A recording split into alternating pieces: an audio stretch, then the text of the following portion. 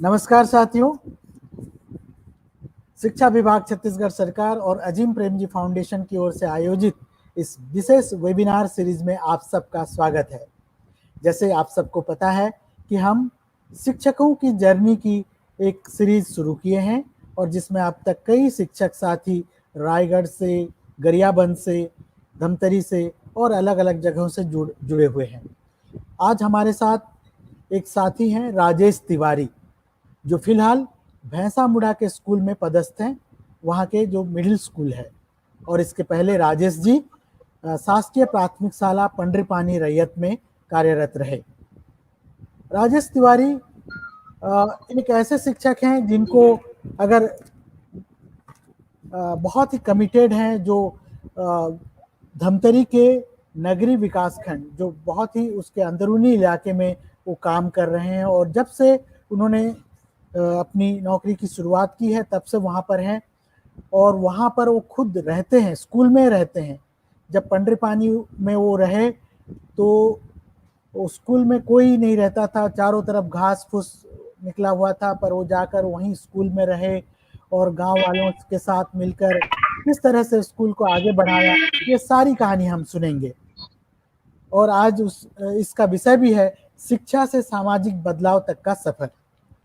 तो मैं सबसे पहले आप सभी साथियों का स्वागत करता हूं और उसके साथ ही राजेश तिवारी जी को स्वागत करते हुए नमस्कार करता हूं। राजेश जी नमस्कार। नमस्कार सर। नमस्कार सर। नमस्कार। तो राजेश जी, हम इससे पहले कि इस विषय पे शिक्षा से सामाजिक बदलाव तक का जो सफर का अनुभव आपका है वो सुनेंगे, तो उसके पहले हम ये भी जानना चाहेंगे कि आपकी खुद की जर्नी जो है, आपके जो बचपन कैसा गुजरा, आप शिक्षक क्यों बने, कैसे बने, इसके बारे में भी अगर हम सबको अपनी जो अनुभव है वो साझा करें, इसका हम अनुरोध करते हैं। तो राजेश जी, आपका स्वागत है। धन्यवाद सर जी। नमस्कार सर। और आज का नवरात्रि जो है, सभी को नवरात्रि की ढेर सारी शुभकामनाएं। मैं अपना परिचय दूं उससे पहले मैं राज्य शिक्षा विभाग एवं अजीम प्रेमजी फाउंडेशन को धन्यवाद देता हूं कि उन्होंने मुझे अवसर प्रदान किया। जैसे कि हम जानते हैं कि ऐसे बहुत सारे शिक्षक हैं जो बहुत अच्छा कार्य कर रहे हैं, मेरे से बेहतर कार्य कर रहे हैं, उसके बावजूद भी मुझे यह अवसर मिला, ये मेरा सौभाग्य है। तो मैं पुरुषोत्तम जी का भी बहुत बहुत धन्यवाद करता हूँ। और अजीम प्रेम जी से हमारा संबंध पहले भी रहा है और उन्होंने हमें बहुत मार्गदर्शन भी दिया है। जैसे वहां से पुरुषोत्तम जी है, नितिन जी है, गुलशन जी है और बैंक जी है, इत्यादि लोगों का हमेशा साथ रहा है। तो मैं अपना परिचय देता हूँ। मेरा नाम राजेश कुमार तिवारी है। वर्तमान में मैं शासकीय में पदस्थ हूँ। संकुल मेरा भैंसा मुड़ा है, विकास खंड नदी है, जिला धमतरी है। मेरे विकास खंड से ऐसा 30 किलोमीटर दूरी पर है, जो कि जंगल के बीच में एक आदिवासी ग्राम है। वहाँ स्थापना वर्तमान में है। इससे पहले मैं पंडरीपानी में था। तो जैसे कि सर ने हमें बताया कि आप बचपन के बारे में, अपने परिवार के बारे में बताएं, तो मेरा बचपन कवर्धा में बीता है और मैं मूलतः कवर्धा का निवासी हूँ। मेरे परिवार के बारे में मैं बताना चाहता हूँ। मेरे परिवार में हम लोग 6 भाई हैं। मेरी मम्मी और मेरे पिताजी हैं और पिताजी पुलिस में रहे हैं। और हम सब भाइयों में मैं सबसे बड़ा भाई हूँ। और मेरे 4 भाई शासकीय कर्मचारी हैं और 2 भाई सेमी गवर्नमेंट के हैं। और हमारा पारिवारिक जो हुआ है बहुत अच्छे ढंग से हुआ है, बहुत अच्छा है। और जैसे बोलते हैं मेरे परिवार ने कभी हम लोग के ऊपर ऐसा कोई दबाव नहीं डाला कि आपको क्या बनना है, कैसे करना है, क्या करना है। पिताजी और माँ जी का सपोर्ट, भाई का सपोर्ट हमसे मिलता है। उन्होंने पूरी तरह सोचा कि आप क्या बनना चाहते हैं, आप स्वयं तय करें। और हमारे परिवार से काफी तो मैं शैक्षणिक स्तर में रहा, वो भी एक अवसर रहा हूँ। और उसके बाद मैं शिक्षा को था, मैं सबसे पहले बनना चाहता था फौजी या पुलिस विभाग में जाना चाहता था, लेकिन और ये पुलिस का इंस्पेक्टर के लिए भी ट्राई किया, साथ ही आपका फौजी कमिश्नर ऑफिसर के लिए भी ट्राई किया। ऐसा लगे होने के कारण मुझको उसमें नहीं हो पाया, इसलिए एक शिक्षा विभाग में आया और मेरी किस्मत अच्छी रही कि मैं इस विभाग में आया। और मेरी प्रथम नियुक्ति 14/9/2014 को पंडित शासकीय प्राथमिक शाला पंडितानी रैयतपुरी में हुई। और अगर इस नौकरी के बारे में मैं बताना चाहूँ तो इसमें भी बहुत सारी चीजें ऐसी है कि एक किस्मत ही कहना चाहिए। जब मैं भरा उसके बाद जब मेरे को वैकेंसी आई तो वो शुक्रवार के रात को 6 बजे पोस्टमैन ने दिया और सुबह शनिवार को 10 बजे मेरा वेरिफिकेशन था। और सोचो कि अगर वो मेरे को 6 बजे नहीं देता तो मेरा वेरिफिकेशन भी नहीं हो पाता। ये मतलब कितनी बड़ी किस्मत है, मतलब अगर को नौकरी लगना है तो इस टाइप से एक सिचुएशन बनता गया। तो उसके बाद मैं रात के बस से निकल गया और धमतरी पहुंचा, और धमतरी पहुंचने के बाद मैंने अपने वेरिफिकेशन किया। और वहाँ एक किस्मत की बात देखिए कि मुझे कवर्धा में श्रीमती ममता वाजपेयी मैडम जी पढ़ाई थी, कवर्धा हाई स्कूल में। और वेरिफिकेशन के समय चंद्रा मैडम और ममता वाजपेयी मैडम भी वही थी।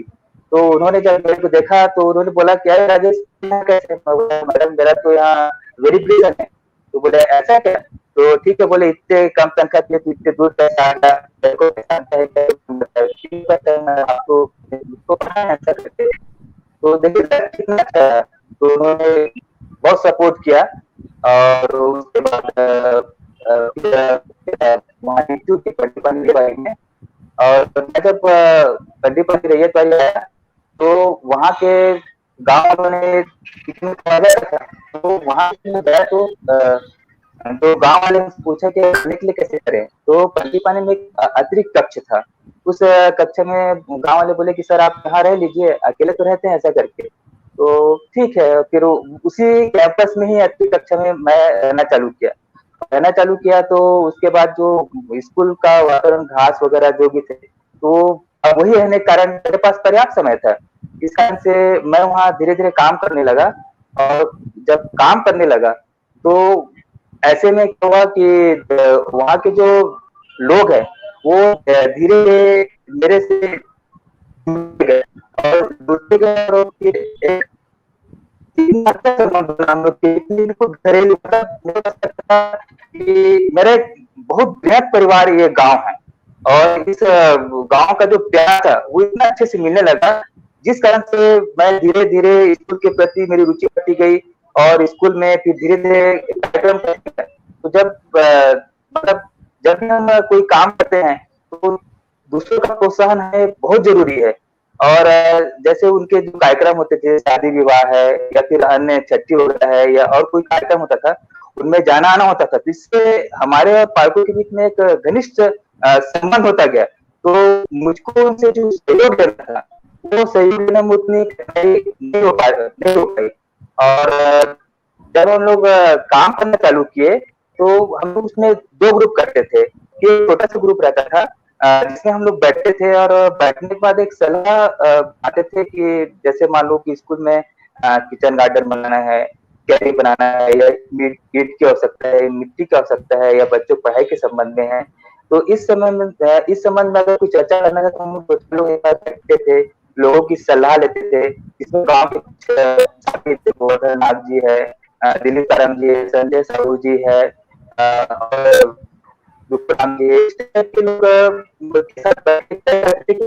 प्लानिंग कैसे करना है, वो हमको सपोर्ट करते थे। तो हम उसको एसएमसी की बड़ी बैठक के अंदर उसको रखते थे और उसके बाद जो स्कूल की जो प्लानिंग है उसको हम बनाते थे।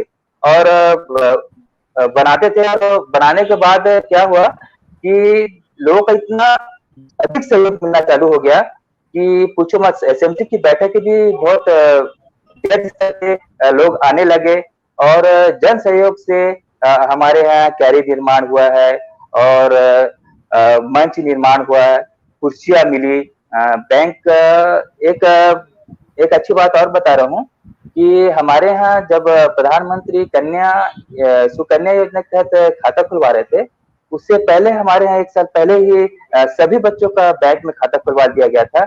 और उसका उद्देश्य ये था कि आने वाले समय में अगर बच्चे के पास कुछ आर्थिक तंगी पढ़ाई में होती है, तो उस तंगी को, उस राशि का उपयोग उसके पढ़ाई के क्षेत्र में, शिक्षण के क्षेत्र में किया जाए, छोटी-छोटी सी बचत होती जाए। वो पहल हमारे यहाँ अच्छा रहा। और पुस्तक वाचनालय भी बनाया गया, जिसमें पुस्तकों का भी सहयोग हमें गाँव वालों से मिला, शासन से भी मिला। और साथ ही श्रमदान भी हमेशा हमको, जो गाँव वाले लोग हैं, जब हम बोलते थे, मीटिंग बैठती थी कि हमें, क्योंकि गाँव बहुत उस समय स्कूल का कैंपस जो है वो बहुत गंदा था, तो गाँव वाले लोग प्रत्येक घर से एक-एक व्यक्ति आता था और आने के बाद स्कूल में सहयोग श्रमदान करता था हमेशा। तो श्रमदान से स्कूल धीरे-धीरे साफ होने लगा। और एक और अच्छा प्लान बना था कि हम लोगों ने, जब हम कोई 15 अगस्त या 26 जनवरी को जो कार्यक्रम करते थे, तो उस समय होता है क्या था कि हम माइक सेट खरीदते थे, तो उसका खर्चा बहुत जाता था। तो हमारे कुछ डाइट के साथी है, जैसे श्री वीपी चंद्रा सर जी है, ध्रुव सर जी है, और श्री बैरागी सर जी है, इनसे भी हमको मार्गदर्शन मिलता था। तो श्री लक्ष्मण प्रसाद मगर जी से, वो भी हमको सहयोग, मतलब धीरे-धीरे जब स्कूल डेवलप हुआ, तो उन्होंने भी अपना मार्गदर्शन देना प्रारंभ किया। तो उसी में से एक ये भी था कि उस माइक का पैसा बचाया जाए और साथ ही हम ऐसा करें कि हमको अतिरिक्त आय प्राप्त हो। तो इसलिए अनघट योजना प्रारंभ की गई। तो अनघट योजना जो प्रारंभ की, तो उसमें प्रत्येक घर से रोज घर वाले लोग 1 या 2 मुट्ठी चावल को एक कलसे में डालते थे और उस कलसे में इकट्ठा करते थे और उसको फिर महीने के अंत में स्कूल में ला के देते थे।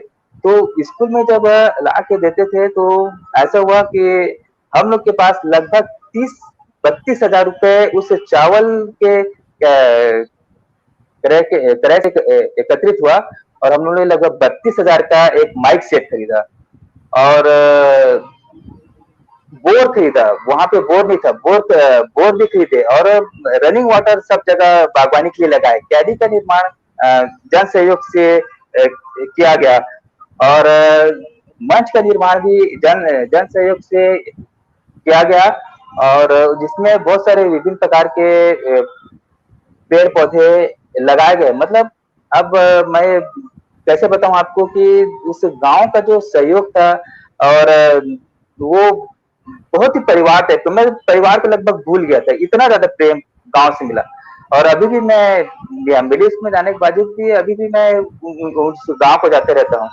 और इसी बीच पुरुषोत्तम जी का और अजीम प्रेम जी फाउंडेशन का भी हमारे स्कूल में आना प्रारंभ हुआ और अच्छी किस्मत रही कि आप लोगों से भी हमें बहुत शैक्षणिक स्तर में सुधार के लिए भी और अपने शाला के विकास करने में भी आप लोगों से भी मार्गदर्शन मिला। आपने भी बहुत सारी हमको सलाह दी और जैसे जैसे स्कूल प्रगति होते गया और लोगों का सहयोग हम लोग को मिलते गया, तो स्कूल बहुत आगे बढ़ती गई और बहुत सारे समाचार पत्रों में लेख छपने लगे और जैसे टीवी चैनलों में भी, जैसे डीडी नेशनल है, ये टीवी है, ऐसे चैनलों में भी स्कूल के बारे में छपने लगा।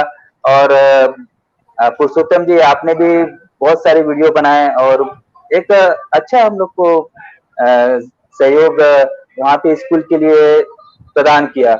और उसके बाद 2014-15 में मेरा SCERT रायपुर गणित की कार्यशाला में पहली बार जाना हुआ। तो वहाँ पे श्री डॉक्टर सुधीर श्रीवास्तव जी के सानिध्य में हमने गणित की कार्यशाला की और गणित की जब कार्यशाला की, तो शिक्षा के प्रति जो रुचि, इसके साथ साथ जो रुचि हम लोग में आई और गणित के प्रति जो रुचि आई, इतने अच्छा बेहतर कार्यशाला हुआ कि हम गणित में हम अपने बच्चों को बहुत अच्छे से प्रगति करने लगे। कुछ ऐसी चीजें थी जो पढ़ाते तो थे, लेकिन हमारे उसमें भी कुछ कॉन्सेप्ट क्लियर नहीं थी। लेकिन वो कार्यशाला किया और उसके बाद तो फिर ऐसा हुआ कि हम लगातार एससीईआरटी जाते रहे, बहुत सारी कार्यशालाएँ हुई और उन कार्यशालाओं में हम लोग ने अभी एसएलए का भी काम किया, प्रश्न बैंक भी निर्माण निर्माण किया, कुछ पुस्तक के गतिविधि वगैरह में भी निर्माण किया और मुख्यमंत्री शाला सुरक्षा योजना में प्रशिक्षण वहीं से प्राप्त किया और राज्य स्तरीय योगा के प्रशिक्षण भी मुझको मिलता गया। तो मतलब जैसे ही हम एससीईआरटी गए तो श्रीवास्तव सर जी के और पीआर साहू सर जी हैं, प्रीति मैम जी है, इनका भी सानिध्य हम लोग को मिला। तो एक विषय में भी बच्चों के पढ़ाई के स्तर में भी हम लोग सुधार करते रहे और एक स्कूल की विशेषता ये भी बताता हूँ कि धीरे-धीरे जब स्कूल हमारा आगे बढ़ता गया तो डाइट की फैकल्टीज है, एससीईआरटी है, एनसीईआरटी है, आसपास के कुछ गांव हैं और आपके अजीम प्रेमजी फाउंडेशन के इंटर्नशिप करने वाले भी लोग हमारे स्कूल आते रहे। तो इससे हम लोगों को काम करने में बहुत प्रोत्साहन मिला। गांव वाले भी उससे प्रोत्साहित होते गए। मेरे स्टाफ जो है वो स्टाफ भी मतलब ना ये सब देख के कि हम तो कर रहे हैं, उससे लोग हमसे जुड़ रहे हैं और हम लोग को आप लोग के आने से एक प्रेरणा मिली और हम लोग अब अतिरिक्त समय देने लगे। मतलब हम ये कह रहे हैं कि जब मैं वो स्कूल में था तो हमारी स्कूल लगभग 6 बजे चालू हो जाती थी योगा से और उसके बाद हम थोड़ा बहुत काम करते थे, फिर 9:30-10 बजे हमारे यहाँ बच्चे आ जाते थे और शाम को 6-7 बजे हम लोग पढ़ाते थे और उसके बीच में गतिविधियां करते थे। और इसी कार्यक्रम में हम लोग को स्कूल में 3 कंप्यूटर भी राज्य शासन की ओर से दिया गया। ये शायद पहली बार हुआ था कि किसी प्राथमिक शाला में 3 कंप्यूटर शासन के द्वारा किया गया। तो छोटे-छोटे बच्चे भी कंप्यूटर चलाना सीख गए थे। तो कहना चाहिए उसी के साथ-साथ पढ़ाई के स्तर में भी हम लोग एक्स्ट्रा क्लास लगाने लगे। हमारे 2 बच्चे नवोदय विद्यालय भी गए और इंग्लिश मीडियम के लगभग 22-30 बच्चे ऐसे थे जब तक हम रहे 2016 तक 2007 से 2016 तक का। तो 22-23 बच्चे लेकिन प्राइवेट स्कूल में करना चालू कर दिए ताकि जो आसपास जैसे दिल्ली पारा सेमरा वहां से भी बच्चे आने लगे थे। हमारे एक बार किया था तो 72 बच्चे जिसमें सिर्फ 22 बच्चे हमारे पास आके अलग-अलग के बच्चे थे। तो वो तो लोगों का बच्चों का प्यार मिला और छोटे बच्चों के साथ जो काम करने का वो इतना अच्छा रहा कि बहुत गया और हम लोग अच्छे स्कूल में जुड़ते गए। हाँ, ये हो सकता है कि लोग बोल रहे हैं कि खुश हैं कि आपने बहुत सारा काम किया तो आपकी स्थिति में बहुत अच्छा हाँ, है अच्छा स्कूल की में लेकिन जब भी कोई भी इंसान चाहे जितना भी काम करे तो कुछ ना कुछ तो बच देती है और वो निरंतर काम करते रहोगे और वो कमियां रहती रहती है तो वही काम हम लोग काम कर करके धीरे-धीरे दूर करते जाते हैं। तो 70 से 80% हम लोग प्रगति किए उस स्कूल में और उसके बाद इसी के साथ मैं जब स्कूल में पदस्थ हुआ तो मैं एमए बस एक किया था लेकिन स्कूल आते-आते मैं किया था और साथ ही ये सब चीज़ प्राइवेट जॉब करते-करते मैं प्राइवेट कर लिया था और इसी स्कूल में रहते-रहते भी मैंने एमए कर लिया था प्राइवेट और साथ में जब ऐसा होता गया तो फिर कुछ नॉलेज बढ़ता गया तो हम लोग को मतलब प्रशिक्षण में जाना हुआ और कुछ भूमिकाएं मेरी प्रशिक्षक के रूप में भी संकुल स्तर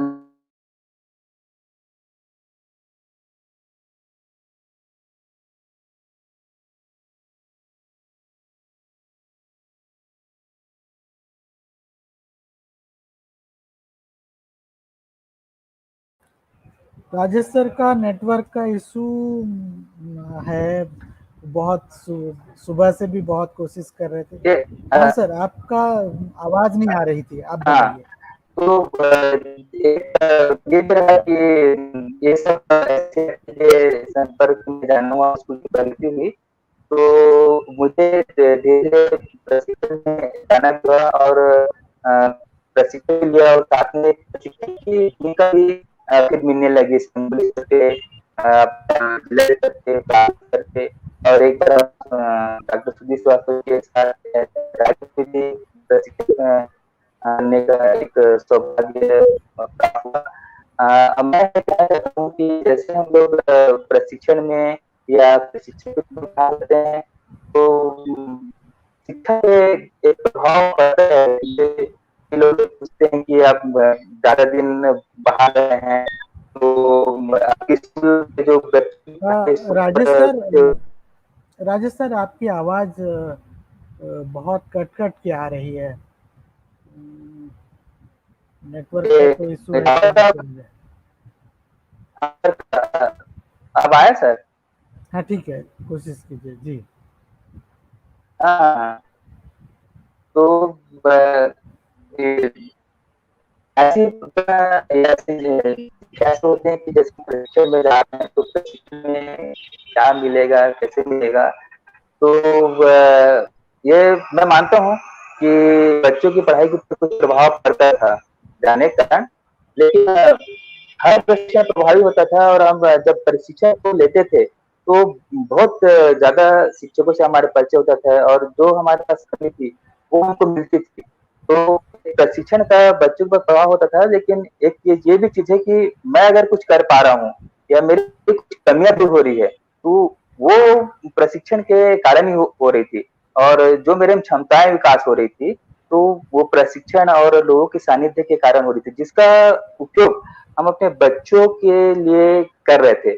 और ऐसे बहुत सारे शिक्षक भी हमको मिलते थे, जो बहुत अच्छा काम कर रहे थे। तो जैसे तो उनसे भी हम लोग को प्रेरणा मिलती थी। जैसे आप लोग के फाउंडेशन में भी कई बार हम धमतरी गए प्रशिक्षण लेने के लिए, और वहाँ पे भी बहुत सारे शिक्षकों से मिले।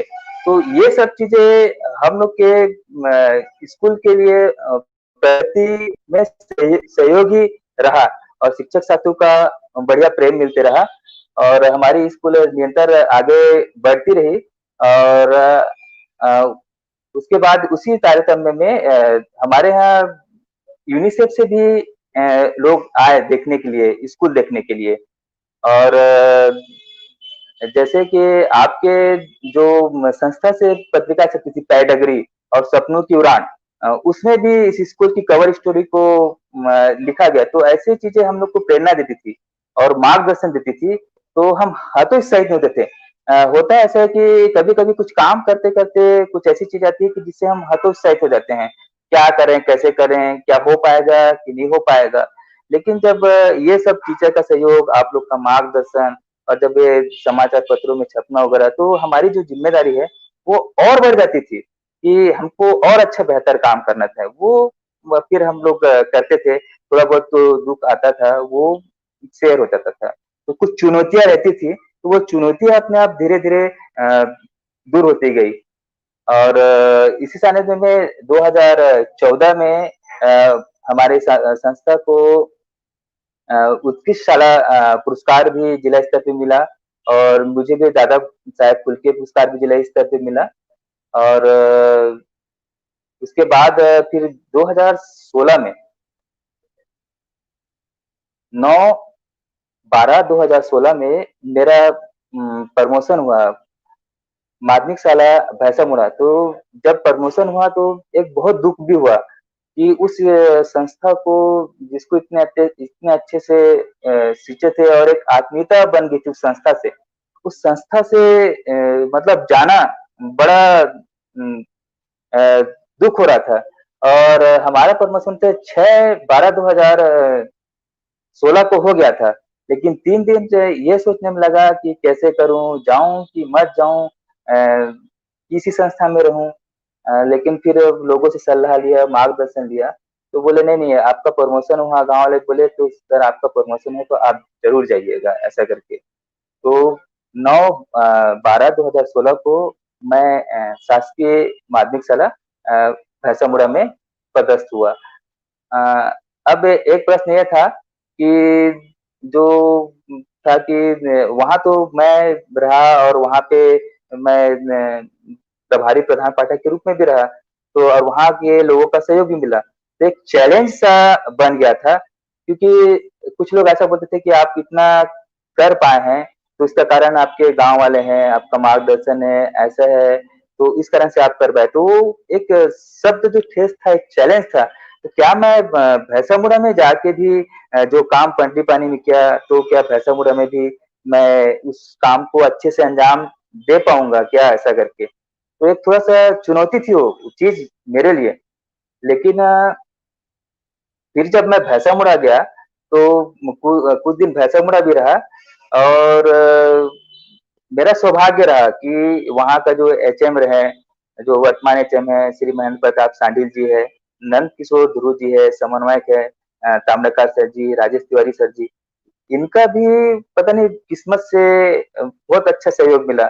और खास तौर पे जो हमारे जो एचएम है, उन्होंने तो बहुत ही अच्छा सपोर्ट किया, मतलब हर क्षेत्र में सलाह लेते थे, क्योंकि वो जानते थे कि ये कुछ कर सकता है, तो इसको अगर हम स्वतंत्र रखेंगे तो ये अपनी प्रतिभा को या जो उन्होंने किया है वो यहाँ कर सकते हैं। तो उन्होंने बिल्कुल एकदम फ्री कर दिया कि सर आप जैसा चाहे करें, आपको जो मदद चाहिए मैं दे रहे हैं। और वहाँ रहने के कारण फिर धीरे-धीरे भैंसामुड़ा के लोगों के साथ भी अ, अच्छा संबंध बन गया। तो भैंसामुड़ा में भी हम लोग बच्चों की पढ़ाई के स्तर में भी अच्छा सुधार किए, और धीरे-धीरे वहाँ भी बच्चे सुधरते गए। और वैसे पंडीपानी में भी हम एक चीज भूल गया था कि पंडीपानी में हम लोग योगा में भी अच्छा प्रगति करते रहे, और सांस्कृतिक कार्यक्रम में भी हम संकुल स्तरीय जब कॉम्पिटिशन होता था, उसमें अच्छे पुरस्कार पाते गए। और सबसे खास बात वहाँ खेल की रही है, तो खेल में हमने एक खेल में अच्छी पकड़ बनाई थी संकुल स्तर में। ब्लॉक स्तर में या जोन स्तर में हम लोग थोड़ा पीछे हो जाते थे, लेकिन जब तक हम लोग खेल में प्रारंभ हुए तो खो में हमेशा चैंपियन रहे। बाल और बालिका खो जो रहा, उनका हमेशा उसको में चैंपियन रहे। तो खेल में भी हम लोग ऐसा नहीं कि केवल आपका पढ़ाई के क्षेत्र में या सांस्कृतिक क्षेत्र में, हम लोग उनके नैतिक शिक्षा के उत्थान में भी वहाँ पे काम किया, और बच्चे लोग का भी प्यार हमको बहुत मिलता गया पंडीपानी में। वही काम हमको मैं भैंसामुड़ा में भी करना था। तो वहाँ पे भी मैंने आपको बताया कि वहाँ पे भी शिक्षकों का बहुत अच्छा सहयोग रहा। और वहाँ पे भी हमने जन सहयोग से बच्चों की प्रगति के साथ, जैसे योगा वगैरह है, खुद किस्मत से मुझे योगा में भी राज्य स्तरीय प्रशिक्षण मिला है। और मैं बचपन में भी जब था तो एनसीसी में एक बेस्ट कैडेट के रूप में भी रहा हूँ, और साथ में एनएसएस में भी दल नायक रहा हूँ कॉलेज स्तर पे। तो वो जो पुराने जो बचपन के जो अनुभव रहते थे, वो अनुभव कभी-कभी हमें इस संस्था में बहुत काम आते हैं। बहुत सारे अनुभव ऐसे रहते हैं कि जो भूल जाते हैं, लेकिन जब हम काम करते हैं तो वो अनुभव हम लोग को मिलते जाता है। और चुनौतियाँ शुरू में रहती है, लेकिन जैसे-जैसे हम काम करते हैं, तो वो चुनौतियाँ धीरे-धीरे हमारी कम होती जाती है, और हम वो उस काम को कर पाते हैं। सबसे महत्वपूर्ण चीज़ मैं सोचता हूँ कि अगर आप किसी काम को कर रहे हैं तो सबसे पहले अपनी सोच अच्छी बना जाए, और अगर कुछ नकारात्मक बातें अगर हमारे साथ हो भी रही है, तो कुछ अच्छे लोगों से मिल लें। तो उनसे मार्गदर्शन मिल जाता है, उनसे प्रोत्साहन मिल जाता है, तो वो चीज़ें नकारात्मकता जो है वो थोड़ा हमसे बाहर हो जाती है। तो हम लोग सकारात्मक की ओर जाना चालू कर देते हैं, और अपना कार्य करना प्रारंभ कर देते हैं। तो वही काम माध्यमिक शाला भैंसामुड़ा में भी हुआ।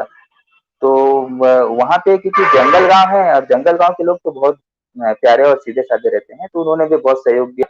और मैं क्योंकि मेरा प्राथमिक शाला पंडीपानी का एक अच्छा अनुभव रहा, तो वो अनुभव के कारण जो समय मुझे पंडीपानी को प्रगति करने में लगा, वो यहाँ पे वो बहुत जल्दी कर पाया। मैंने तो पहले ही साल में लोगों से 26 जनवरी के दिन अच्छे से बात किया, तो पहले साल में हमको आर्थिक मदद है, ईंटा है, मिट्टी है, रेत है और श्रमदान है। वो हमको पहले साल में ही पंडीपानी में मिल गया, और शिक्षक लोग भी बढ़िया सहयोग किए, पुस्तक भी दिए, वाचनालय वगैरह भी बनाए।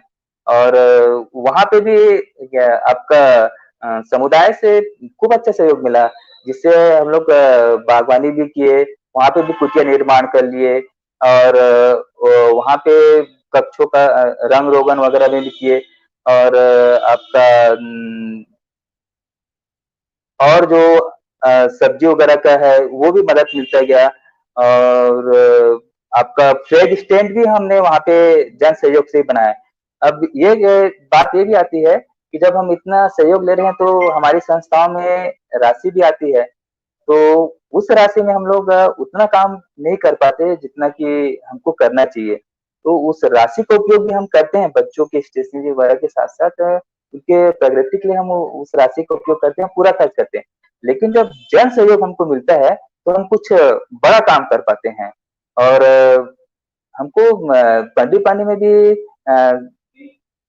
शिक्षा के क्षेत्र में लोगों का सहयोग मिला पढ़ाने में और साथ में भैंसामुड़ा में भी श्रीमती यादव मैडम है और प्रीतम जी है, वो भी शिक्षा में हम लोग को निःशुल्क आके बच्चों को सहयोग देते रहे और जैसे जब मैं भैंसामुड़ा में आया तो प्रशिक्षण वगैरह में जब जाने लगा, तो उस समय बच्चों की पढ़ाई के लिए वहाँ एक कुमारी सत्यवती यादव जी मैडम है, तो वो डीएड कर रही है अभी, तो वो भी उस समय जाके कुछ मेरे जाने की स्ट्रीम जाके वहाँ संस्था में पढ़ाते थे और हम लोग जब बाहर जाते थे तो शिक्षक अपने सर को बताते सर आज प्रशिक्षण है तो ये चीजें हैं बच्चों के लिए, तो इन चीजों में आप बच्चों की मदद कर दीजिएगा ऐसा करके। तो शिक्षक भी मदद करते थे और बच्चों को हम धीरे कार्य करते और जैसा व्यवहार बच्चों के साथ मित्रवत और भय मुक्त पंडीपानी में रहा और बच्चे बिल्कुल एक दोस्त जैसा रहे। मिडिल स्कूल में भी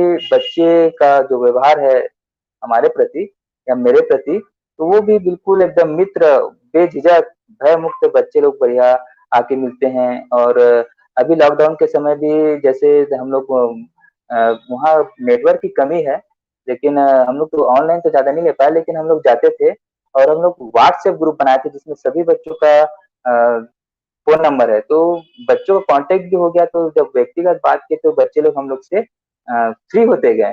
तो इस प्रकार से हमारा भैंसामुड़ा भी अच्छा प्रगति कर रहा है और करते जाएगा और मैं चाहता हूँ कि हम लोग जितना हो सके अपने स्कूल के प्रति लगाव रहना चाहिए। बात ये भी आती है कि क्या आप एक समय सीमा के अंदर बंध के ऐसे काम कर सकते हैं? तो वो जो समय सीमा है, वो अगर हम समय सीमा के अंदर रह के काम करेंगे, तो उतना काम हम अच्छा काम कर सकते हैं, ऐसी बात नहीं है। और अगर हमें शिक्षक साथी अगर सपोर्ट नहीं भी कर पा रहे हैं, कभी-कभी समस्या ये आती है कि शिक्षक बोलते हैं कि हमारे अन्य शिक्षक लोग सपोर्ट नहीं करते हैं या हमको ऐसा माहौल नहीं मिल पाता है। तो आप मैं चाहता हूँ कि मैं अपना एक अनुभव बता रहा हूँ कि हम शिक्षक को ऐसा सोचना चाहिए कि हमारे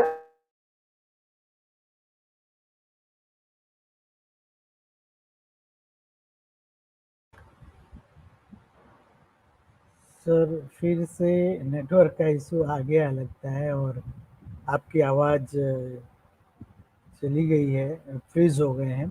तो जैसे सर बता रहे थे कि सर का बहुत ही अच्छा अनुभव है गांव में, ख़ास तौर से पंडरीपानी स्कूल हम कई बार गए थे और जहाँ पर वो गांव के जो वो आदिवासी गांव है जहाँ पे गोंड समुदाय के लोग रहते हैं और उन सब वो सबके घर जाते थे, सबके घर जाकर सबसे मिलते थे, परिवार से मिलते थे और अब उनके बच्चों के बारे में बातचीत करते थे, उनके सुख दुख में सहभागी होते थे कि आज हर एक परिवार में उनका कैसा हाल है, अगर कोई बीमार होता था तो उसको कैसे सहयोग करना है, उसको अस्पताल कैसे ले जाना है या उनकी खेती किसानी के बारे में बातचीत करते थे। ऐसी हर चीज़ में वो शामिल होते थे और यही वजह है कि लोग भी जो वहाँ के जो ग्रामीण हैं वो भी तिवारी सर को अपने हर काम में शामिल करते थे। तो इस तरह से सहयोग जैसे बोलते हैं कि ताली एक हाथ से ताली नहीं बजता है, तो दोनों तरफ से आपस में लोग सहयोग करते थे और जो शिक्षक वहाँ पे जितने भी शिक्षक होते थे, वो भी सर के इस काम के मुरीद हो गए थे और वो भी अपना जो पहले समय नहीं दे पाते थे या ज़्यादा हाँ, तिवारी सर आ गए हैं तो वो अपनी बात जारी रखें। तिवारी सर। हाँ, वो आप क्या बोल रहे थे मैं सुन नहीं पाया, नेटवर्क का प्रॉब्लम था। तो ये आप बताया जहाँ कि आप अपनी बात हम जारी ऐसे रखिए। सोचते हैं कि हमारे पास पर्याप्त समय है कि हमें समय सीमा में अच्छा काम कर सकते हैं। तो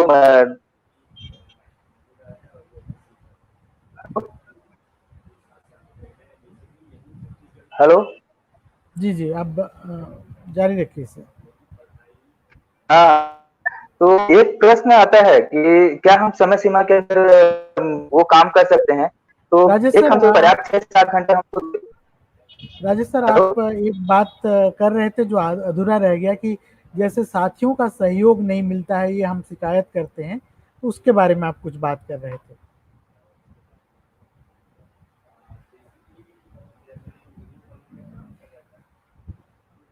जी, लगता है आपका फिर से नेटवर्क चला गया है। हाँ, हाँ, अब आ रहा है? जी सर। हाँ, हाँ, ऐसा ऐसा आप भी शायद होंगे। तो हमारे पास अगर हम अच्छे से बहुत से काम अच्छे से कर रहे हैं, व्यवहार कर रहे हैं, तो मेरे पास लगता है कि धीरे-धीरे सहयोग मिलना चालू हो जाता है साथियों से भी। और साथ में क्या है, जब हम हेलो सर, आ रहा है आवाज़? हेलो? जी, जी, हेलो? आपकी आवाज़ आ रही है सर, आपकी आवाज़। हाँ, तो इसी कारण शायद ज़्यादा कर सकते कि जब हम अच्छे से काम करेंगे तो धीरे-धीरे हमको सहयोग मिलेगा, शिक्षकों से, साथियों से भी मिलेगा। और जब आप अगर हम अच्छा काम कर रहे हैं तो उसका प्रभाव तो बच्चों पे रहा है। बच्चे भी तो हमारे पेरेंट्स होते हैं, बच्चे हमारे सबसे बढ़िया तो बच्चे हैं कि आप अच्छा काम कर रहे हैं, पढ़ा रहे हैं, तो वो सब बात को अपने पालक तक पहुँचाने का काम तो बच्चे कर रहे हैं। तो आप अपना काम करिए। ऐसे मैं सोचता हूँ कि ऐसा मत सोचिए कि हमको शिक्षक साथी से सहयोग नहीं मिल पा रहा है। तो अगर हम ऐसा करते हैं तो हमें अपना काम करना चाहिए। मैं जहाँ तक सोचता हूँ। अगर गलत हूँ तो बात अलग है। लेकिन अगर हम अपना काम करें तो हमको कोई न कोई ऐसा मैं सोचता हूँ। और समय सीमा वाली बात आती है, तो समय सीमा हम हमारे लोग के लिए 6 से 7 घंटा तो स्कूल में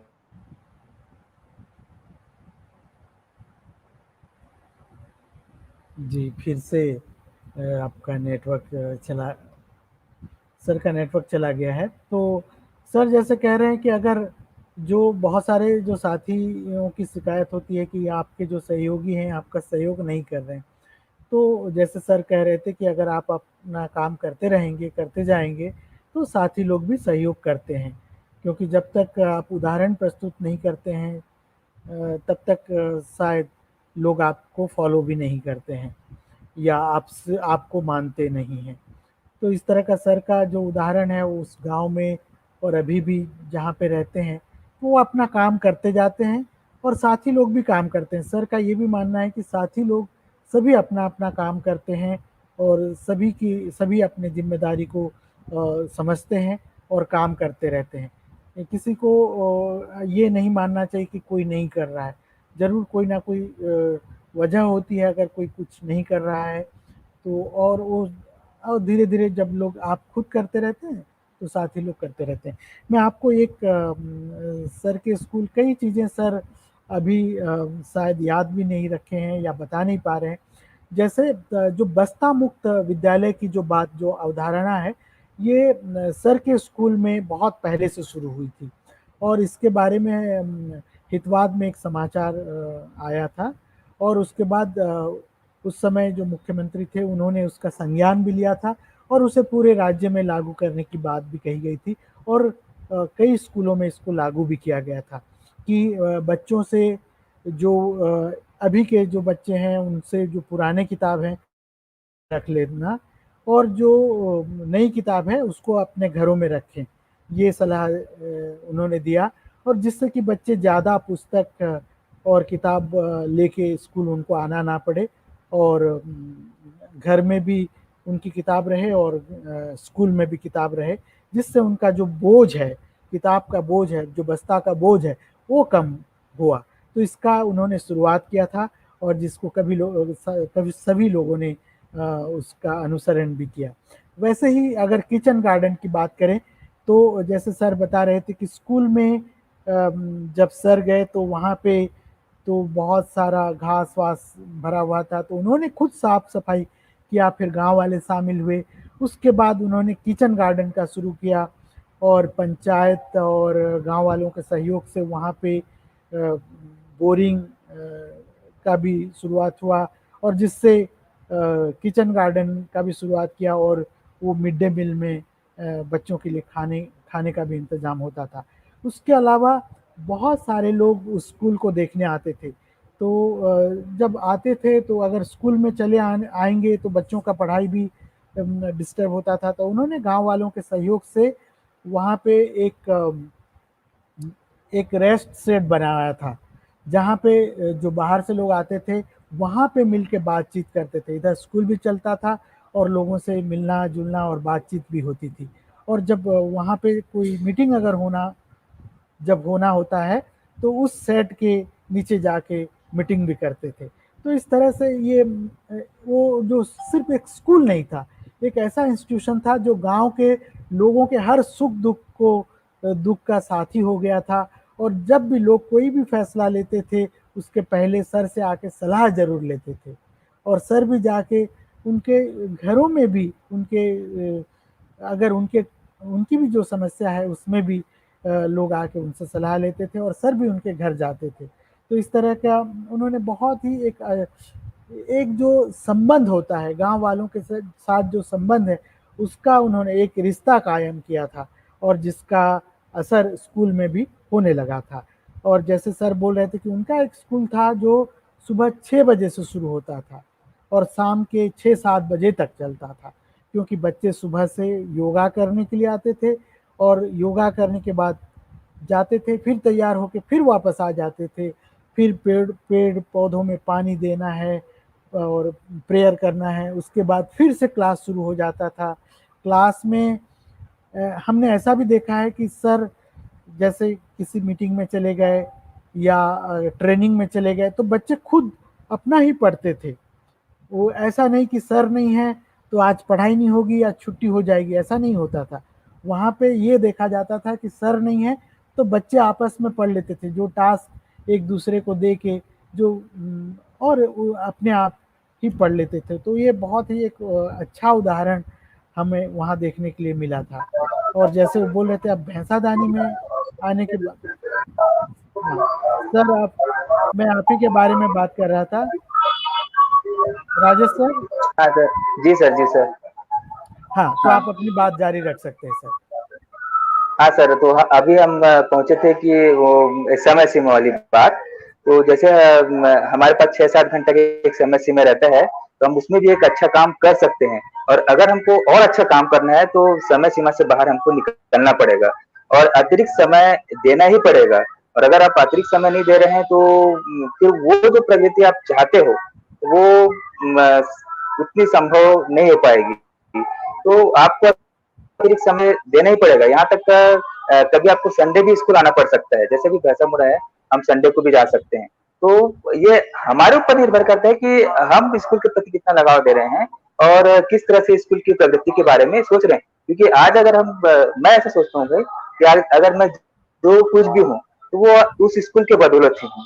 उस स्कूल ने ही मुझे आज इस मुकाम पे पहुंचा है। आज स्कूल के बच्चों ने, गांव वालों ने और मार्गदर्शक लोगों ने आज इस काबिल बना दिया कि आज मैं लोगों के बीच में बोल पा रहा हूँ।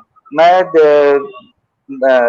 मतलब कहना चाहिए कि बड़े-बड़े मंचों में भी एससीईआरटी में, आपके फाउंडेशन में, रिसर्च मड़ाई वगैरह में भी ऐसे बोलने का अवसर मिला है। तो ये क्यों मिला है? उसके पीछे कारण है कि यही है कि वो बच्चों का प्यार और मैंने कुछ किया। तो वो तो एक अच्छी बात है ना। तो अगर कोई शिक्षक ऐसा करना चाहता है तो और वो कर भी रहे हैं बहुत सारे शिक्षक। तो मेरा एक अनुभव ये रहा कि जब हम शिक्षक से मिले तो शिक्षक लोगों को से ये समझ में आया है कि वो लोग भी अतिरिक्त समय दे रहे हैं और तब वो स्कूलें प्रगति कर रही हैं। और अब लोग जैसे कोई भी चीज़ है तो जब कर रहे हैं तो 100% अचीवमेंट है, लेकिन हम करते जा रहे हैं और स्कूल में लगातार प्रगति करते जा रहे हैं। जैसे भैंसामुड़ में भी अब बच्चे को प्रयास के लिए भी किए, एग्जाम भी दिए।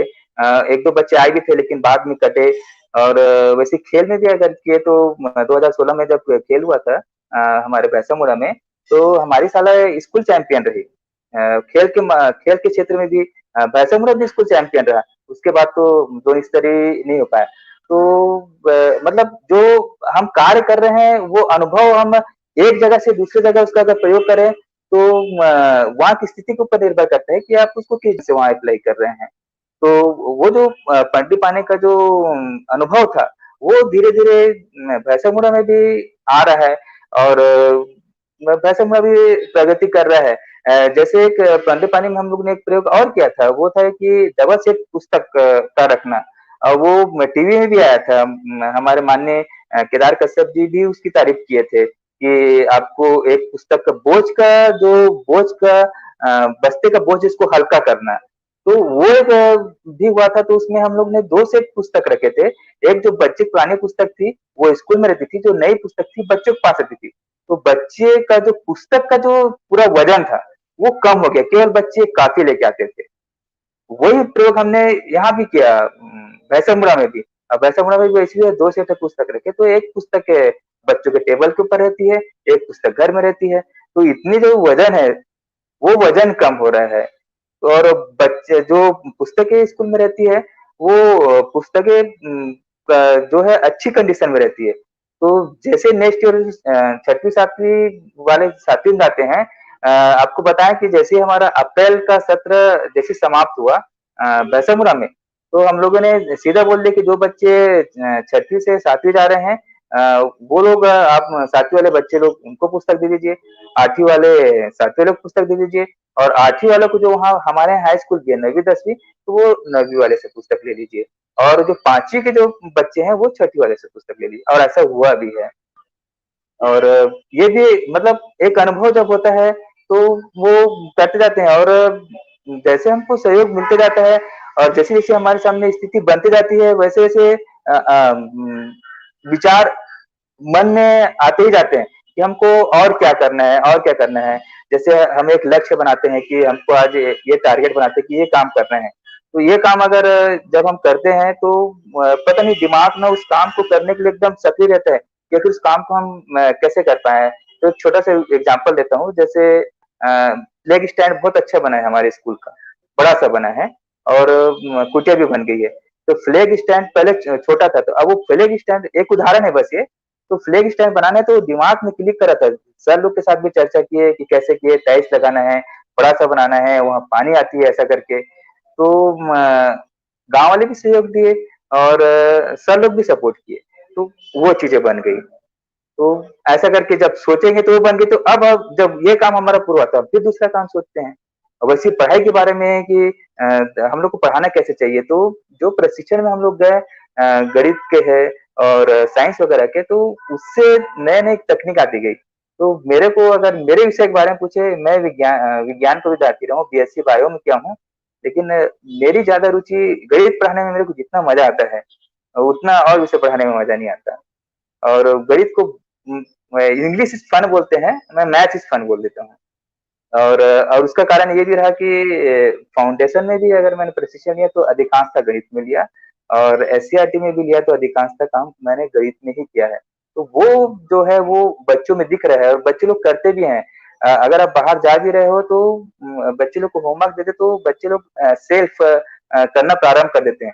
और एक बढ़िया चीज़ ये भी है कि उनमें एक नेतृत्व क्षमता भी आती है, जो बच्चे लोग ग्रुप में एक स्टडी करते हैं। जैसे प्रथम वाले लोग एक ग्रुप बना के किए थे। तो आप कोई भी फाउंडेशन हो, उनकी कुछ-कुछ चीज़ें जो अच्छी रहती है, तो उसको भी स्कूल हम करते हैं। ग्रुप स्टडी के बारे में भी था, तो वो पंडीपानी में चलता था, यहाँ पे भी चलता है कि अगर किसी को दिक्कत होती है, तो शिक्षक नहीं भी है या शिक्षक से नहीं पूछ पा रहे हैं, तो आप कक्षा में ही ग्रुप में उस चीज़ को पूछ लीजिए। और बच्चों के साथ मैं चाहता हूँ और सोचता भी हूँ कि अब बच्चों के ऊपर ज़्यादा दबाव या प्रेशर नहीं होना चाहिए मेरे अंदर से एक शिक्षक का, जहाँ तक हो। बच्चे के साथ एक मित्रवत व्यवहार रहे और बच्चे अगर आपसे बेझिझक किसी चीज़ को बोल पा रहे हैं तो समझ लीजिए ये भी एक पॉज़िटिव चीज़ है कि वो अपनी समस्याओं को या व्यक्तिगत समस्या भी बोल सकते हैं या पढ़ाई संबंधी समस्या भी है। तो उससे बच्चे लोग के साथ संबंध भी अच्छा बन रहा है और अगर हम कुछ चाहते हैं तो वो बच्चे लोग कर भी रहे हैं और वो पढ़ाई के स्तर में सुधार हो भी रहा है और होते रहेगा। और अभी तो बढ़िया लॉकडाउन हुआ तो कुछ वीडियो वगैरह वाला ऑनलाइन वाला कुछ चला, तो ये भी अब एक आइडिया के रूप में है कि अगर आप प्रशिक्षण में जा रहे हैं तो होमवर्क देके जाइए, व्हाट्सएप में कर लीजिए, बच्चों का मोबाइल नंबर है, उनसे उनसे बात भी कर लीजिए, सर से भी बात कर लीजिए।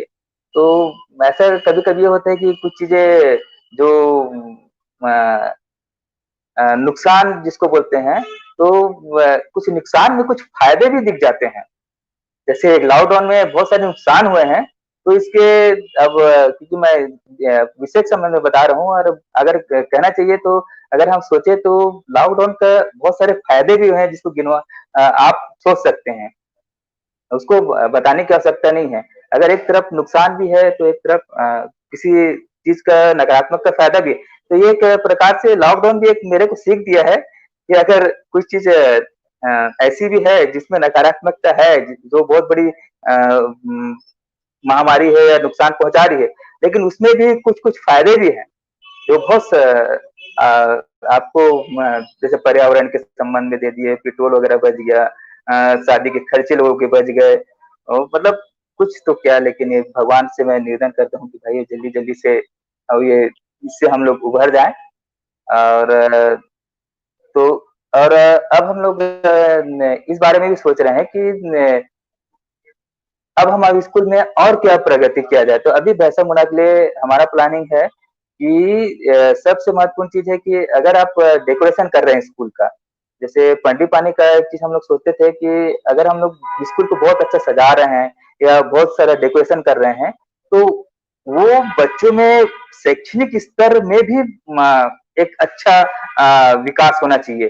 क्योंकि जब बाहर से उसका अनुभव ऐसे हुआ कि जब बाहर से लोग आते थे तो केवल स्कूल बस को नहीं देखते थे, बच्चों के साथ बैठते थे, बकायदा बच्चों के साथ बैठ के प्रश्न देते थे, बच्चों से पूछते थे और ये भी आकलन करते थे कि बच्चे कितने फ्री हैं।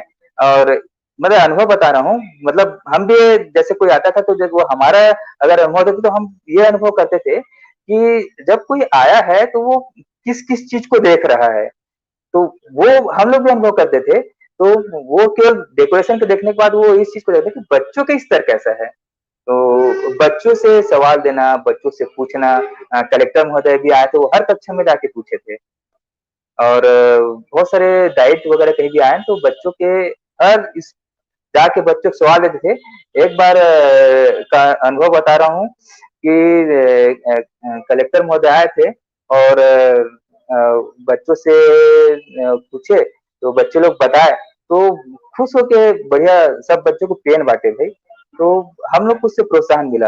और एक बार और दिल्ली से कोई टीम आई थी, हम लोग गर्मी के समय में बाहर पढ़ा रहे थे, तो वो सीधा आए पूछे पाछे देखे जाके और जब पट्टी लिए बच्चे से पट्टी भी हम लोग उपयोग करते थे कि ज्यादा पेन खराब मत हो, तो पट्टी लिए और सीधा एक मैथ्स का सवाल दिए। और मैथ्स का सवाल में ऐसा दिए कि जैसे 100 शून्य वाला रहे और नीचे 95 ऐसा टाइप का एक लंबा अंक दे दिए, ताकि वो शून्य में से कैसे घटा घटा पाते कि नहीं घटा पाते। और मेरे को लगा अब कैसे होगा, लेकिन इतना बेहतरीन रहा कि वो बच्चा उसको बहुत अच्छे से बना दिया, तो मेरे को भी बहुत खुशी हुई और वो भी ताली बजाए, तो बहुत एक खुशी हुआ। और जब वो कोई पूछते थे कि भाई आप योग कर रहे हैं तो उसके आसन वासन बताओ ऐसा करके, तो बच्चे लोग योगा का आसन वगैरह सूर्य नमस्कार वगैरह करते थे, पूरे मंत्रों को बोल देते थे। तो मतलब कितना खुशी मिलता है हम लोग को, तो उस टाइप को खुशी मिलता है। तो वो चीजें भी अभी यहाँ जो अनुभव हैं, वो अभी बहुत सारे अनुभव ऐसे भी जो छूट रहे हैं, अभी बोल नहीं पा रहे, याद नहीं आ पा रहा, तो लेकिन ये जो अनुभव है ये यहाँ पे काम आ रहे हैं। और शायद अभी 3 ही साल हुआ है, तो धीरे धीरे हम लोग ना इस स्कूल को भी अच्छे स्तर पे काम करेंगे और निरंतर करते ही जाएंगे। और आपकी एक बात मेरे को याद है, आप एक बार भैंसामुड़ा जा रहे थे, तो भैंसामुड़ा जाते जाते आपने एक शब्द का एक वाक्य कहा था कि सर आप हमको भैंसामुड़ा लेके चलिए, तो आप हम पहले भैंसामुड़ा देखेंगे कि कैसे है अभी और अब बाद में कैसे होगा। शायद आपको ये बात याद है कि नहीं है, याद है सर आपको? हाँ, कि भाई आपने अभी हम देखेंगे, उसके बाद जब देखेंगे तब तो हम ये समझ पाएंगे कि आपने आगे कुछ यहाँ पे किया, कि बने बनाए चीज को कर लिए। तो वो चीजें भी एक क्लिक करती है, मतलब ऐसे छोटे छोटे वाक्य भी अगर हम सोचे तो वो चीजें भी हमारे माइंड में रहती है ना, तो वो चीजें भी हमको प्रेरित करती है। मतलब ये कि हमारा सोच हर व्यक्ति के बात में, और जो शिक्षक साथी भी जो अच्छा अच्छा काम करते हैं, मेरे से भी अच्छा काम करते हैं, तो हम ये नहीं बताते कि आपसे हम सीख रहे हैं या आपके अनुभव का हम लाभ ले रहे हैं, लेकिन इतना जरूर है कि मैं जो है अपना व्यक्तिगत बता रहा हूँ कि मेरे को अगर कोई ऐसा शिक्षक साथी मिला है जो बहुत अच्छा काम कर रहा है, तो मैं उस अनुभव को अपने स्कूल में जरूर प्रयोग करता हूँ। और बहुत सारे शिक्षक साथी हैं जो बहुत ज्यादा काम करते हैं, और ये सब साथी हमको या तो शाम को मिलते हैं, या सबसे ज्यादा जो अनुभव होता है वो प्रशिक्षण में होता है। इसलिए मैं प्रशिक्षण को भी महत्व देता हूँ, और कार्यशाला को भी महत्व देता हूँ। और हम लोग आने वाले समय में ये सोचे हैं कि बच्चे लोग का शैक्षणिक स्तर में अच्छा बेहतरीन सुधार आ जाए हमारे स्कूल के।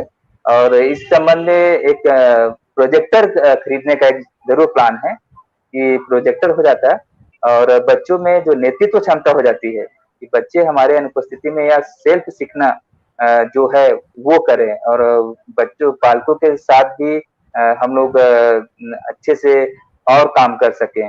क्योंकि पालक लोग के साथ जैसे हम लोग पालक संपर्क करते भी हैं, तो एक शिकायत उनकी रहती है कि सर आप जो पढ़ा रहे हैं, हम तो पढ़े लिखे है नहीं, जो बच्चे पढ़ रहे हैं क्या पढ़ रहे हैं हमको पता नहीं है। तो ये भी एक हमारे पास चुनौती के रूप में है कि ऐसा क्या किया जाए कि बच्चे घर में भी पढ़े, और हमारे गांव के बच्चे लोग का जो स्तर है वो और प्रगति करे, शैक्षणिक में, शारीरिक में, नैतिक शिक्षा में। आज हम लोग ये भी देख रहे हैं कि जो नैतिकता है, पहले के एक अनुभव बता रहा हूँ। जैसे हम लोग जाते हैं तो जो पहले के बुजुर्ग रहते हैं वो बकायदा नमस्ते सर वगैरह करते हैं, लेकिन जो युवा है उनमें इस चीज की मैं कमी देखता हूँ कि वो लोग थोड़ा सा बात करने में या वो करने में थोड़ा झिझकते हैं हमारे गांव के लोगों। जबकि जो पुराने लोग इतना बढ़िया बात करते हैं, और क्या है गुरुजी कैसे है क्या, मतलब वो लोग बैठ के सब बोल लेते हैं। लेकिन युवाओं के बीच में थोड़ा सा हम लोग को अभी और काम करना है। कुछ है युवा जो सहयोग कर रहे हैं, तो ये भी एक चुनौती है, और इसको भी दूर करना है। और और बच्चों के अन्य क्षेत्रों में भी है, योगा वगैरह है, शारीरिक स्वच्छता और स्वास्थ्य के ऊपर भी काम करने का जो है, जो कम है वो धीरे धीरे आगे बढ़ाना है। शिक्षक का सहयोग भी अच्छे लेना है।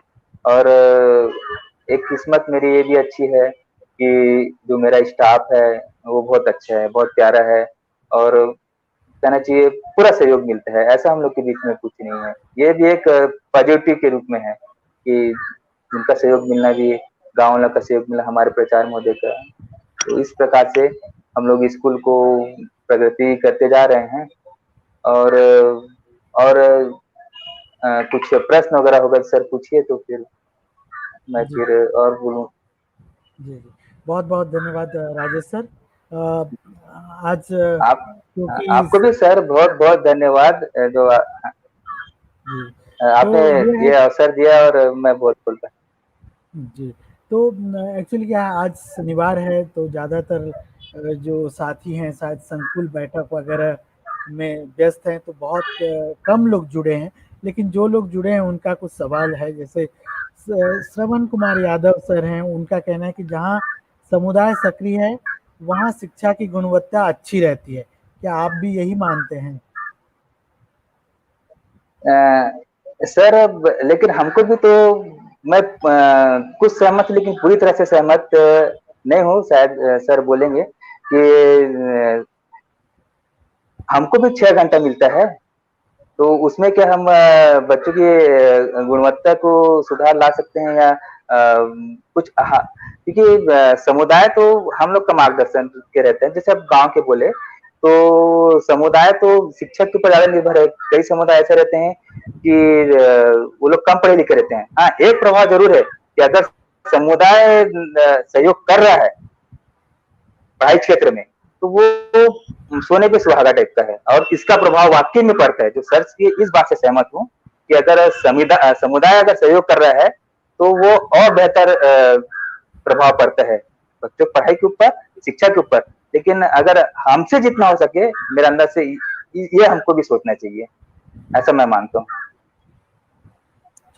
सर जैसे अभी आप अपनी बात में बोल रहे थे कि आप बहुत सारे शिक्षकों को देखा है और उनके कामों से प्रभावित हुए हैं, तो ऐसे कुछ उदाहरण आप दे सकते हैं जिनकी काम से आप काफ़ी प्रभावित हुए और अपने स्कूल में उसको लागू करने की आपने कोशिश किया? क्योंकि हमारा जो इस कार्यक्रम का मकसद भी ये है कि एक दूसरे शिक्षक की जो कहानी है वो एक दूसरे तक पहुंचाना और उससे सीखना, जानना और आगे बढ़ना।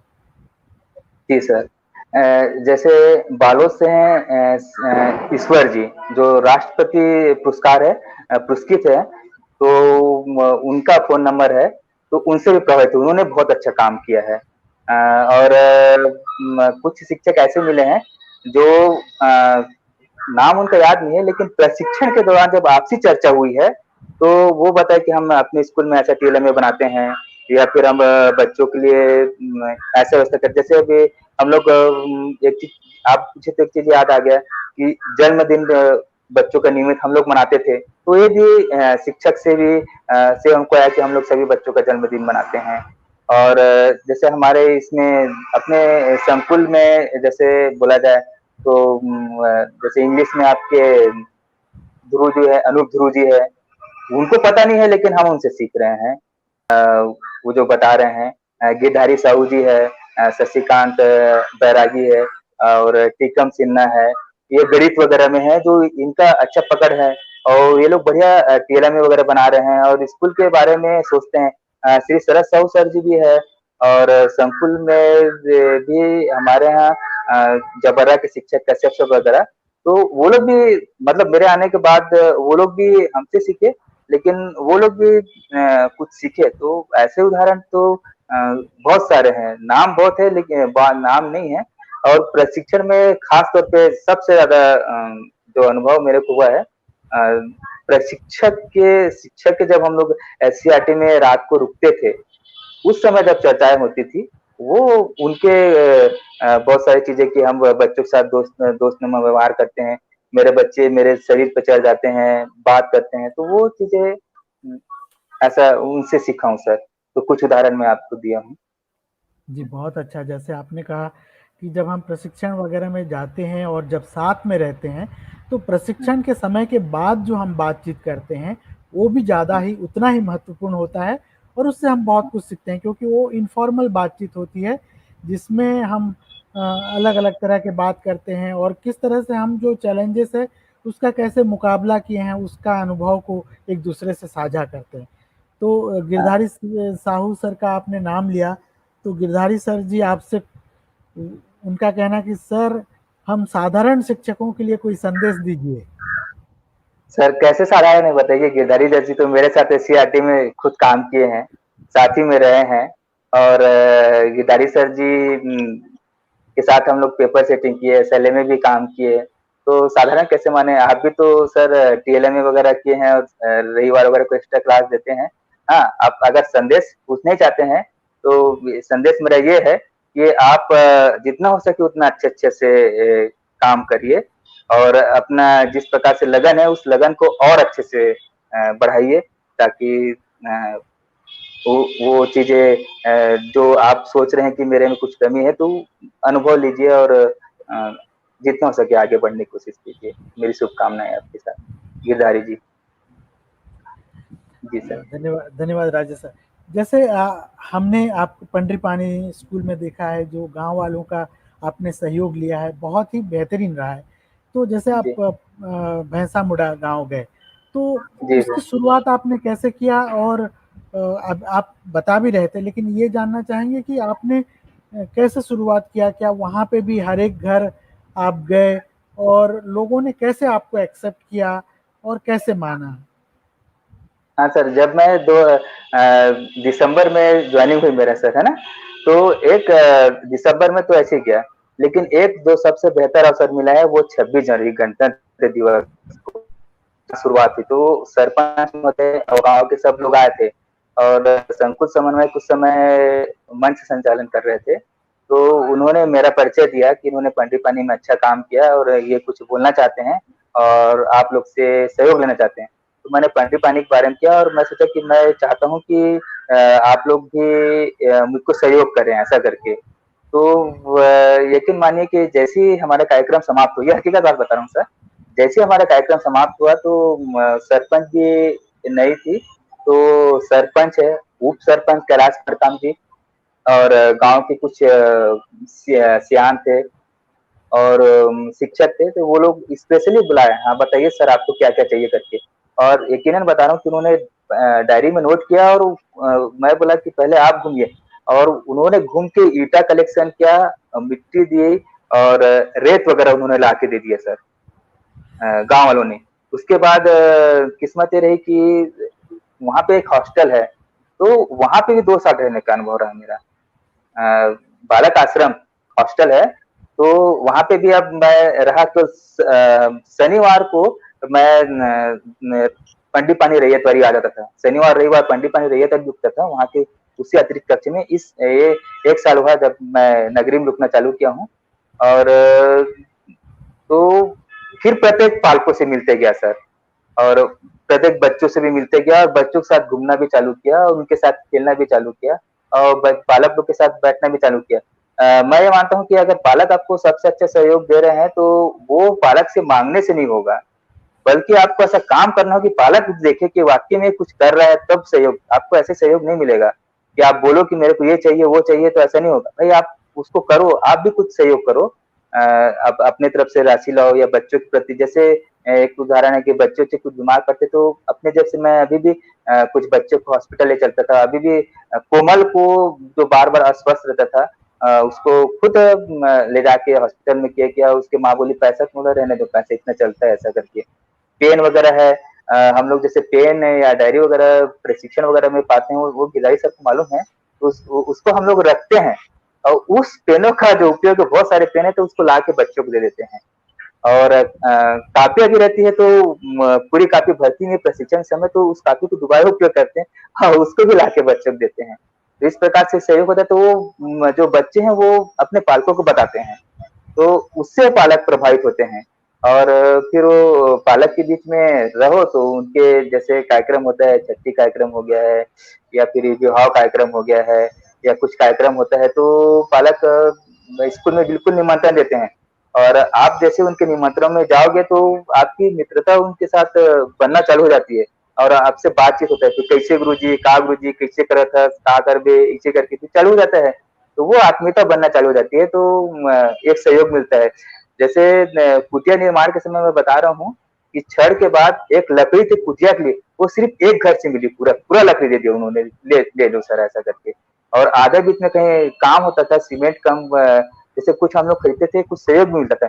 अब आता बीच में सीमेंट खत्म हो गया सर, हम भले बाद में दे दे भैया दे दे, ले सर, कहा भी 2-4 बोरी तो हमारे पास है, कहा भी लेना है दे डाल। तो ये भी ऐसा सहयोग मिलता है सर। मतलब कहना चाहिए कि आप जितना उनके साथ करोगे, लेकिन ये जरूरी है कि आपको स्वयं को ज्यादा एक्टिव रहना पड़ेगा, तभी आपको सहयोग मिलेगा। मैं जहां तक ऐसे सोचता हूँ।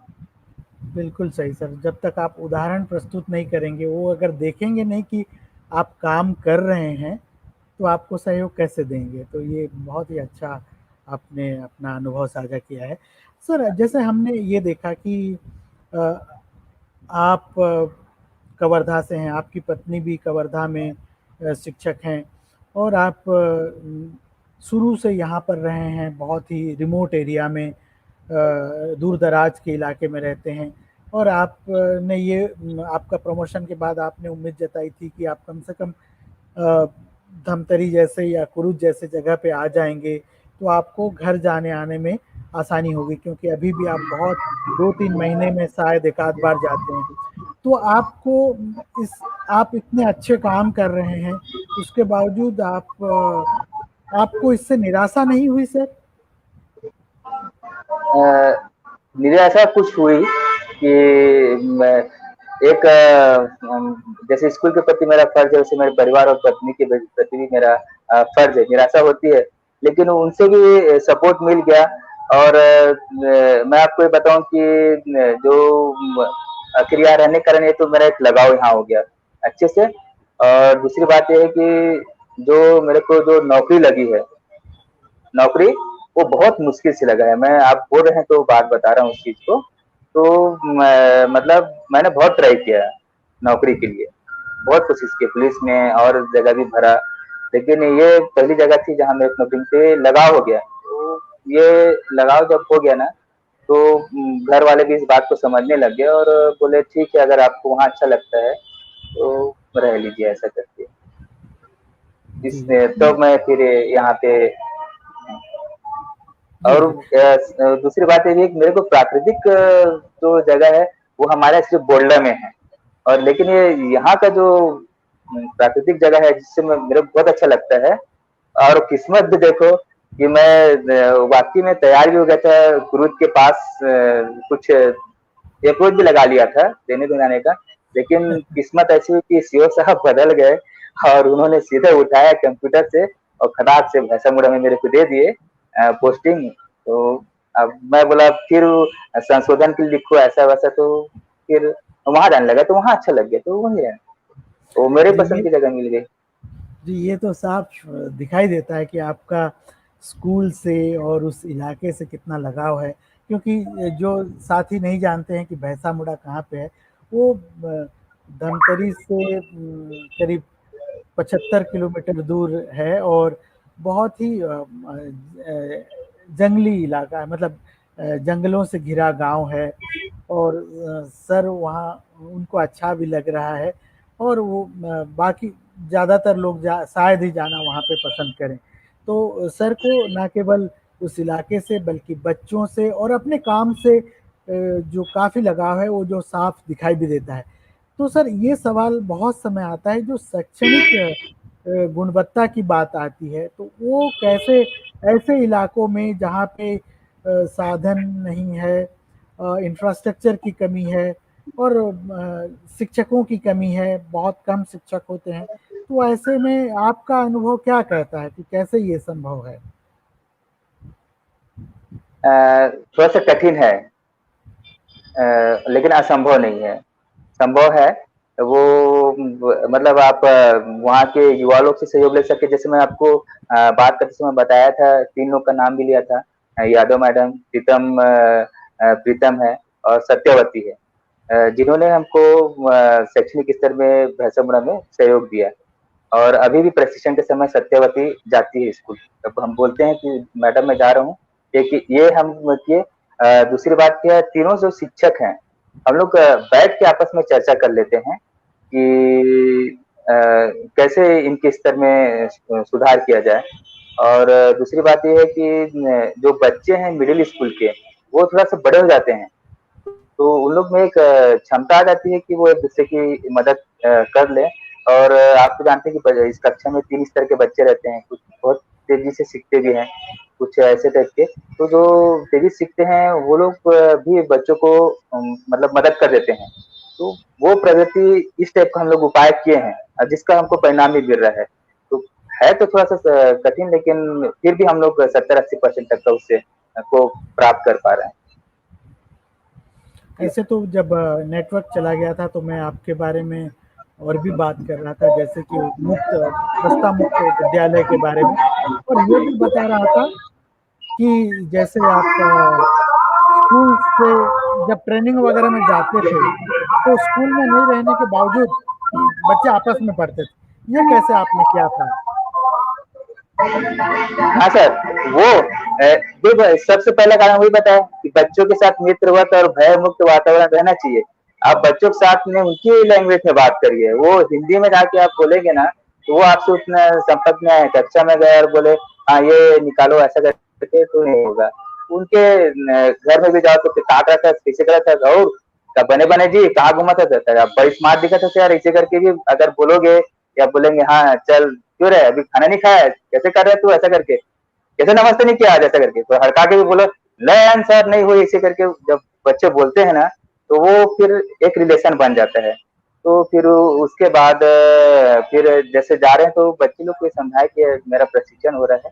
वो फोन करके पूछते भी थे कैसे सर, फिर जाकर कहते हैं बड़ी प्रशिक्षण में जाकर कैसे करके, तो कैसे करूंगा, का करबे, जाल पड़ते ना, शासन के कार्य वही करे पड़ते। तबे तुम पढ़ाई बार मोला अनुभव मिल टेका जी, नहीं जाऊँ तो बहुत बोधवा हो जाऊँ ऐसे करके। तो ठीक है, तो उस समय जब बच्चे बोलते हैं कि चलो एक चीज है पुरुषोत्तम जी, कि बच्चों को ब्लैक बोर्ड के साथ साथ एक आप पर्सनली उन बच्चों को टेबल पे लेके आइए और टेबल पे उनके साथ बैठ के काम करिए। जैसे कुछ अपने जैसे आप गणित के एग्जाम में गणित दे दिए, तो आप गणित दे रहे हैं तो वो बच्चे अलग अलग टाइम में बना रहे हैं गणित को। तो जो बच्चे बना लिए उनसे उनका आप कॉपी चेक कर रहे सही पढ़ रहे हैं तो कुछ कमी उनको बताइए, और फिर बोलते हैं देखो भाई आपसे अगर सहयोग नहीं मिल रहा है तो आप इस बच्चे से पूछ लीजिए। और जैसे हम होमवर्क दे दिए, तो होमवर्क में एक एक बात ये भी है कि जब हम पाठ पढ़ाते हैं, तो शायद मैं गलत कर रहा हूँ कि नहीं, ये मेरे को नहीं मालूम। तो हम लोग जब पढ़ाते हैं चैप्टर को, तो कुछ सवाल बनाने के बाद कुछ कोशिश ये करते हैं कि बच्चे उदाहरण देख के खुद समझे।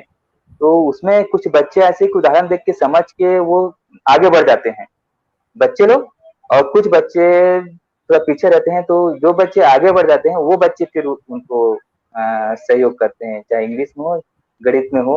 और जब बच्चे लोग को बोलते हैं तो उनको खुशी भी होती है कि चलो शिक्षक मेरे को इतना जवाबदारी दे रहा है।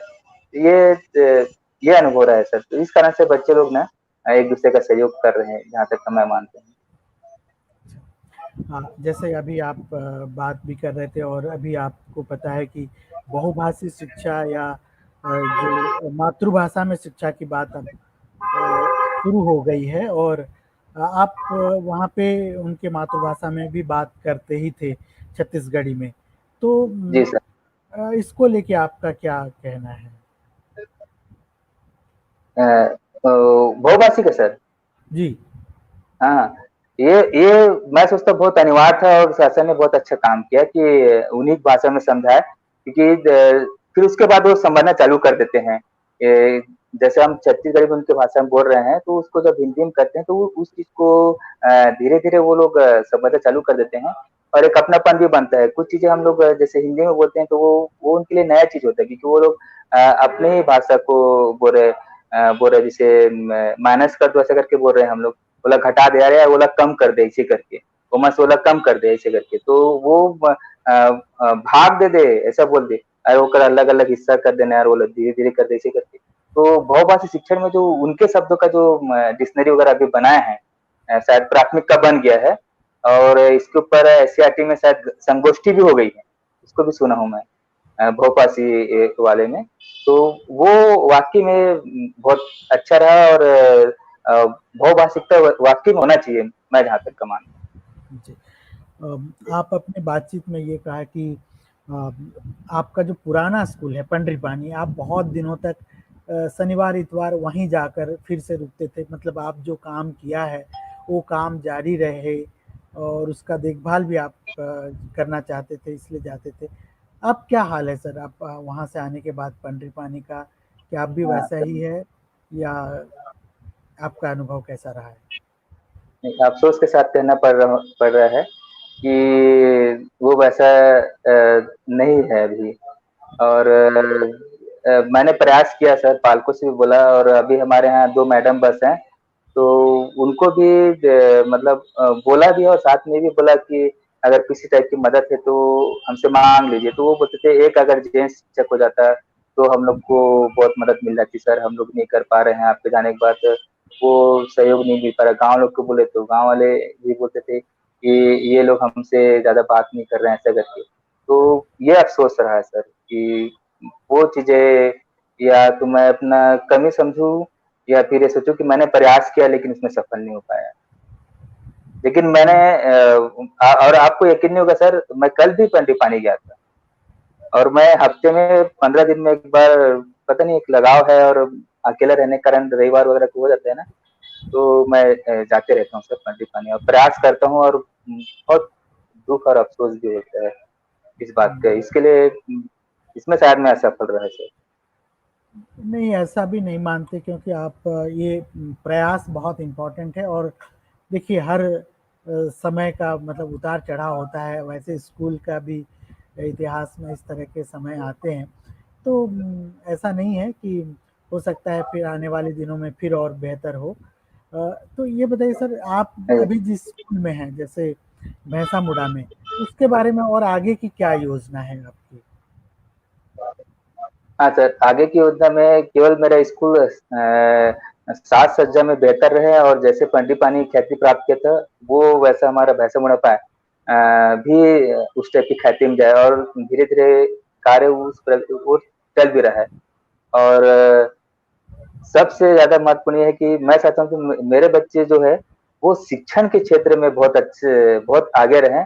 और जैसे अभी प्रयास है या और अचीवमेंट वगैरह है, उन चीजों में बच्चे लोग ज्यादा प्रगति कर रहे, तो ज्यादा भी सजाने के साथ साथ उनके शैक्षणिक स्तर में और ज्यादा मतलब ध्यान दें, ऐसा टाइप का ये तो प्लान है इसके सर कि जी सर।